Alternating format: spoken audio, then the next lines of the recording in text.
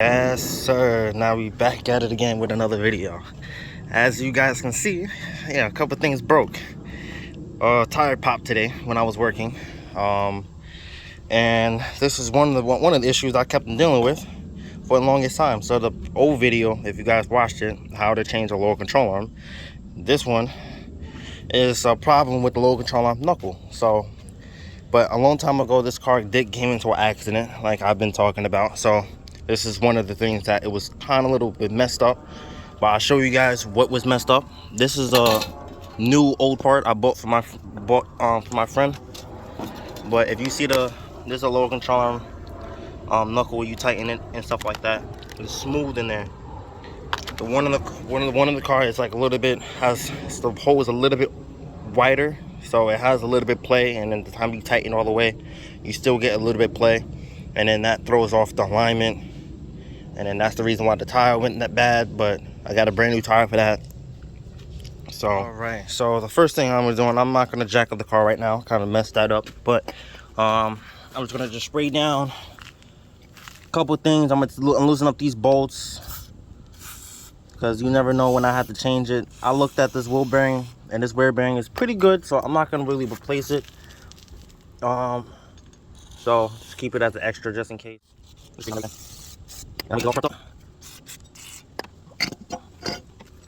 All right. Oh wow, the bolt is right. So right now I'm just preparing everything. I got the speed sensor, ABS sensor, you can say speed sensor, ABS sensor, whatever you want to call it. I got that out. So pretty much how I got that out was a hammer, a long bolt, and then I just used a little extension for the rest of it. And then I just cleaned it out. I using WD-40. I'm gonna put some high temperature grease in the knuckle, so when I had to take it off, it won't be a pain. So I definitely recommend you guys buy it. It's called STP, high temperature grease. 100%. Anytime you put in anything inside like a speed sensor, axle, lower control arm, put that in there, so next time you gotta replace it, it will never be a pain to take it off. So not gonna be taking off the wheel bearing. This wheel bearing is pretty good, so I just have a spare. So I'm gonna just tighten up all these. I'm just put a little bit of high temperature grease on the splines there, so I know it won't be stuck, and sometimes that happens. All right, so after you get the jack stand, the car up and with the jack stands under and the jack, so now you take off the tire, and I am using a 13/16, and that's the same as a 21 mil if you don't have a 21. So and you take that, you get your Harbor Freight impact here.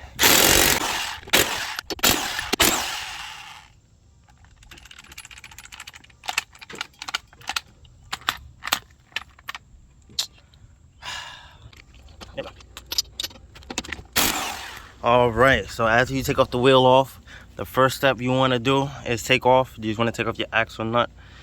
That is a 32, and if you don't have an impact, put it on the floor first. Get your 32 socket, put it on, get a cheater bar, breaker bar, whatever you want to do, and then just break it off. So in my case, I'm going to be using my impact because I know it can take it off, hopefully. I pray you do. Yeah, I really do hope and pray you do, because it is Harbor Freight. All right, so after that, when you take off your axle nut, the second step you wanted to be doing is you need to take off your caliper here. So just, you got to take off this bolt right here in the back, this bolt right here, and I believe it's a 14. All right, but before I take off the caliper bolts, I'm gonna put on the lug nuts back onto the studs, so these will be out the way and you will not lose them.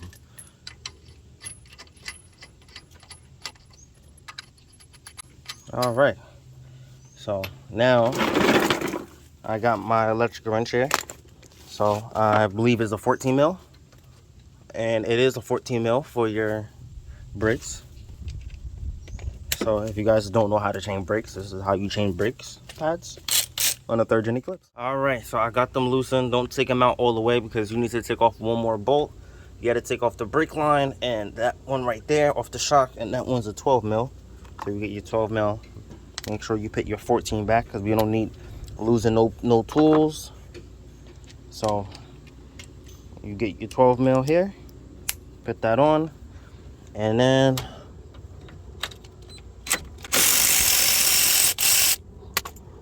all right, so after you get the brake line off, then you put the bolt back in the hole, because again, we're not trying to lose no bolts.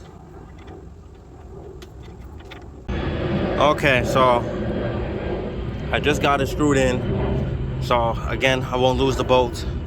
Make sure you get something like an extra tire, your spare tire, or your actual tire, put that under the car.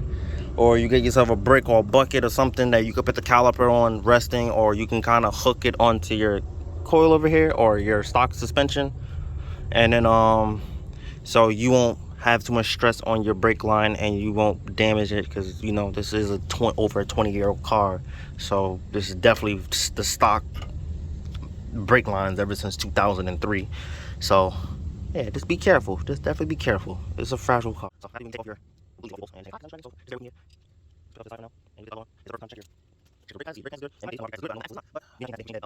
so this is a little tip, right?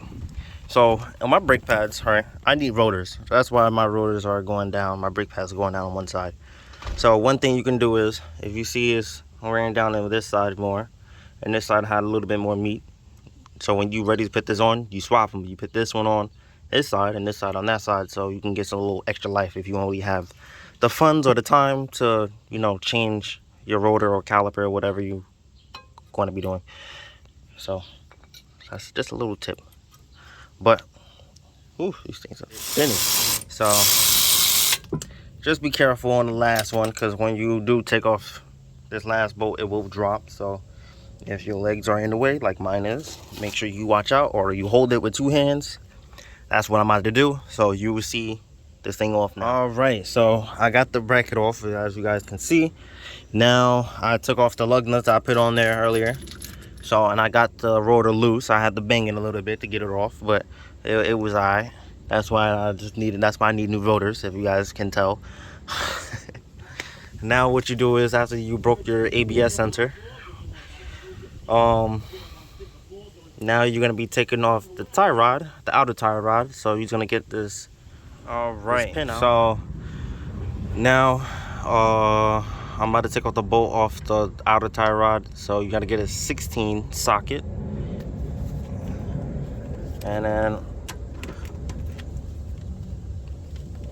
there we go. All right. It's a little bit better when you flip it the other side upside down. I did do it in the past, but sometimes it is a pain because how the crown nut is set up like. So I just put it back on the proper way, and I put it a little bit further up so the nut is a little further than the bolt. And then you take it and you just bang it, and then there we go. So as you bang it, then you just twist this off. I had to twist it off with this. And there you go. See, everything's good. All right. We're not worried about that right now. All right. So I got the lower control arm off. Sadly, what to say, but I damaged the boot a little bit. But it is what it is. I got lifetime warranty, so I can replace it anytime. So I'm gonna show you the before and after of the ball joint here, of the knuckle here. Or really reason why this thing is broken. This one, it is what it is. I just have to go and get another one of this. So I'm using an impact. I'm not trying to get my 24 wrench, but it's a 15/16. It's the same as a 24. So if you guys don't have a 24, you can use a 15/16 socket. Past video that I did. So yeah, you would need a deep socket, not a small socket, because it's not gonna fit on. I thought it would, but I guess it didn't. So again, to get the impact, I'll just take it off. Everything is off. Now is how to do is just the axle part and the bolts. So just know this thing is definitely weighs like maybe 10-15 pounds.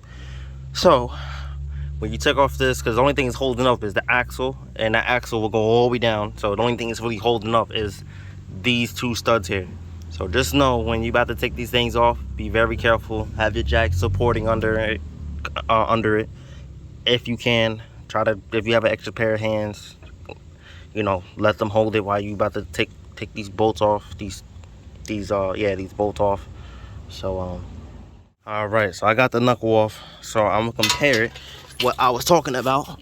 So if you guys ever had this issue of lower control arm play, when I first bought this car, I didn't know what was wrong with it. I kept on replacing lower control arms like crazy. I thought those parts was kept on coming defective, but this was the problem for the whole entire time.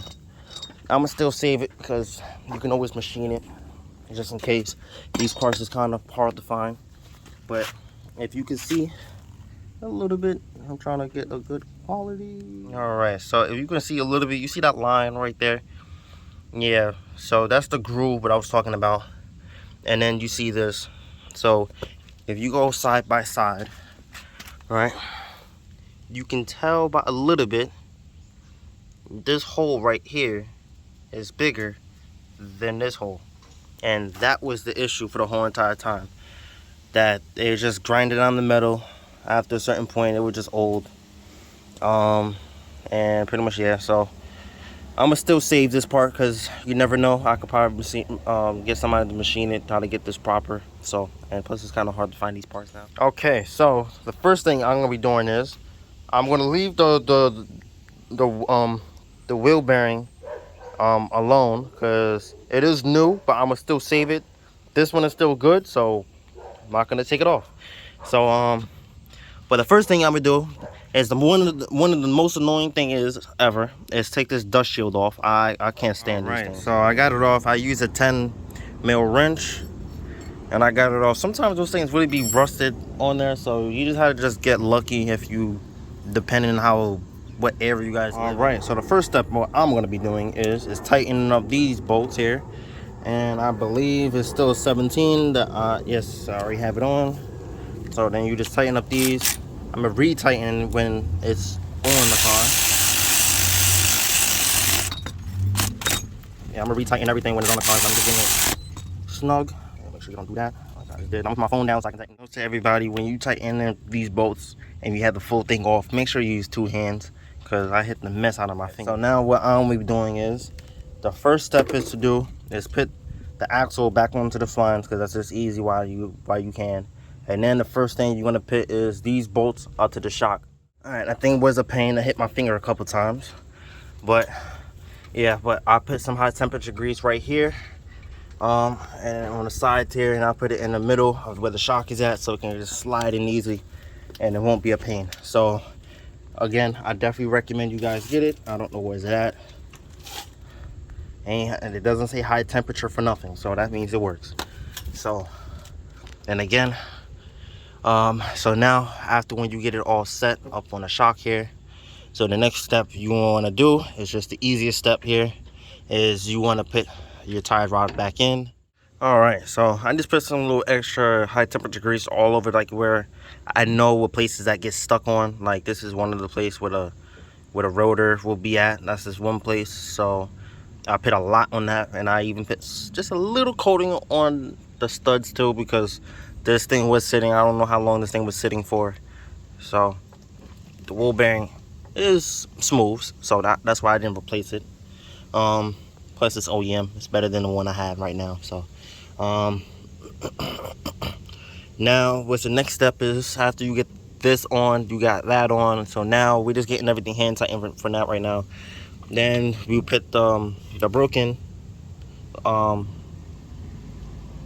control arm back in. So next time I'm gonna replace this thing. I'm gonna just replace the full thing because this thing is dented and everything, all this stuff. I don't know, but all right. So just make sure you have your high temperature grease in there if you didn't put it in there yet.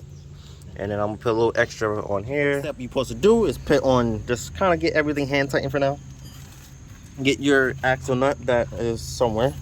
That's right here, and you will screw it on. Not left-handed, so let me switch hands.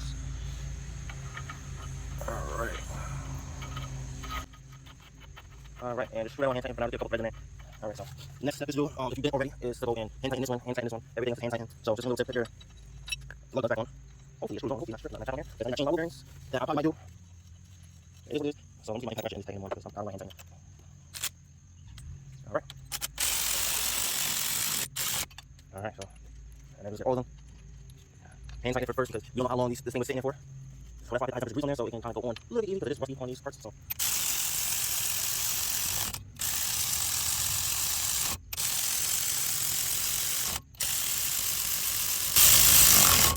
All right, so that's just something I just like to doing. Plus, when you painting everything back on, like the brakes and stuff like that, it won't be a pain. All right, so the next step that you want to do is try to start the pit on your brake calipers. And remember, since I need rotors, so my brake pads is kind of done, but I have lifetime warranty. So the time I'm about to go and, you know, get the new axle that you can see that the boot is ripped and the lower control arm that you can tell is bent.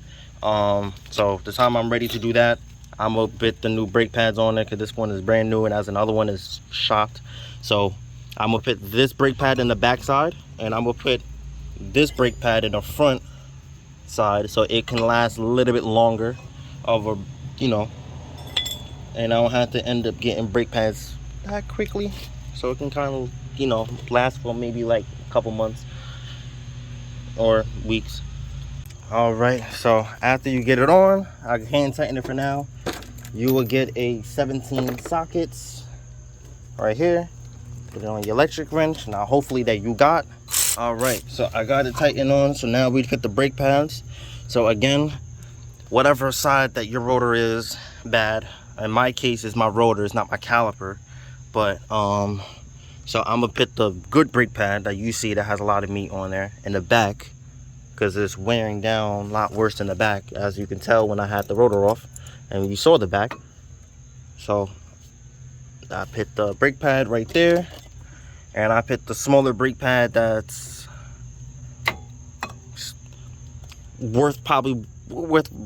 definitely worth replacing, but I'm not gonna replace it right now. I'm gonna replace it, you know, whenever I have time. But all right, so that is on there. So now the last but not least is to unscrew these bolts, because again, this is why the reason why I told you guys to put the bolts back when you whatever you take it off, so you won't be sitting there hunting around wherever the bolts will be at. Okay, so I was a little bit lazy. I didn't feel like really getting the seat clamp. I don't know why I needed the seat clamp, but it was a little bit hard. So what I did was I just put some high temperature grease on the outside of the brake pads, and then I put some like that. So hopefully it's not really a little bit too much, but I'll wipe some off.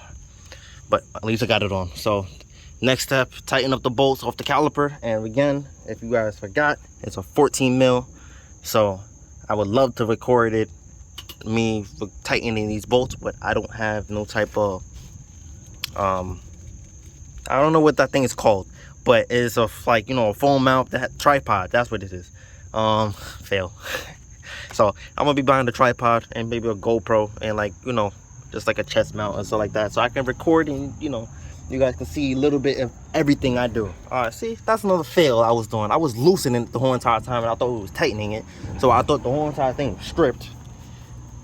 My luck is like, I don't know why, it just, somebody's putting some type of bad energy for me to fail, man. And then now it's raining, drizzling, but hopefully it's not gonna be pouring down. When you about to tighten up the lower control arm, make sure you have load on here. Watch my video how to change the lower control arm, even though I just showed you guys in this video. But yeah, so just have load on it, so everything will be good. Just make sure you have your stand and stuff like that, and then just tighten these things up, and then you should be all good. All right, so I tighten up. So after that, you tighten up the shock. I tightened up the shock already. I tightened up the one of the nuts for the ball joint right here, and then the bolt right here for the ball joint. I tightened up this one right there. But last but not least, I had to tighten that one with the 22 wrench. Everything is tightened, so it's one thing you do not forget is tighten up your 12 mil that goes go back on the shock. Again, make sure this brake line is facing up. All right, so for right now, I'm just taking off the lug nut So just like and subscribe. Hit the bell icon, probably right there, so you can see some future videos and, you know, get all the notifications when I do upload.